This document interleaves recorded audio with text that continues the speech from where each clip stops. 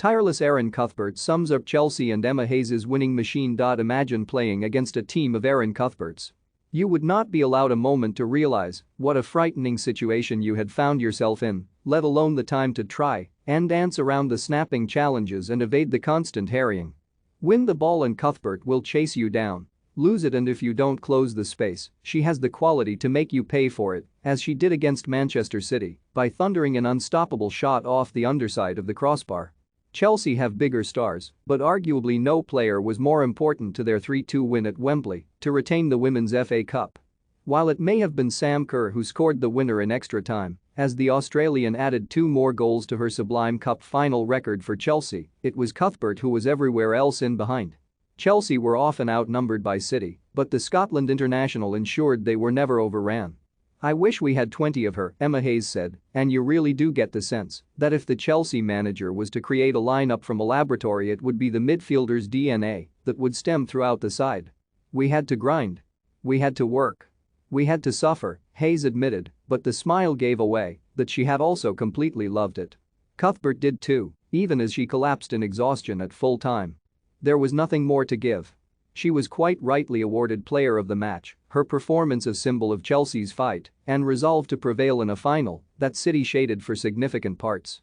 A recovering tackle on Bunny Shaw as the City striker strode towards the penalty area summed up Cuthbert's endeavour, and her goal arrived moments later. In the flick of a switch, she was leading the attack down the other end, and it was fitting of the game that once again everything had changed so suddenly. It was largely down to the fact Gareth Taylor's side never led that set up such a thrilling contest. City were always chazzing the game, and when their equalising goals came through Lauren Hemp and then substitute Hayley Raso, it somewhat took away their momentum and let Chelsea back into it. City played a lot of the better football and certainly led in possession, shots and chances. Hayes said before the final that playing City would be like a chess match, and the occasion was elevated by the tactical duel that followed. Both teams played bravely and embraced the individual contests. It was there where City edged it, particularly in midfield and on the wings, not that their opponents ever appeared rattled. Cuthbert celebrates her goal with Chelsea's Sam Kerr shortly after Raso's equaliser, and in the huddle that preceded extra time, Hayes told her players they would win, and then her job was done. The rest she left up to them. "It was completely calm," she said. "It was leadership from the players of a level that I've worked so hard to build and cultivate.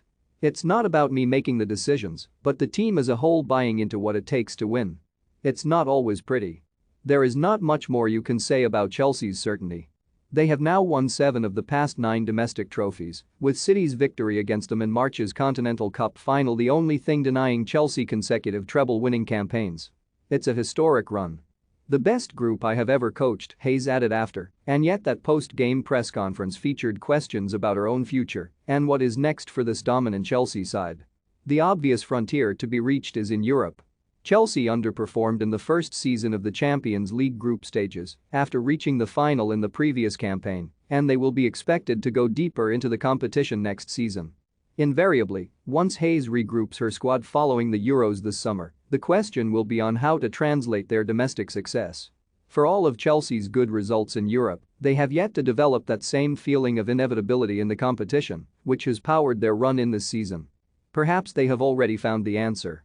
Cuthbert's versatility has often seen her shifted around, but since Melanie Leupolz's pregnancy announcement in March, she has had a consistent run in a slightly deeper and more central position. It brought drive and a refusal to lose. In turn, Chelsea settled into becoming even more of its defining characteristic.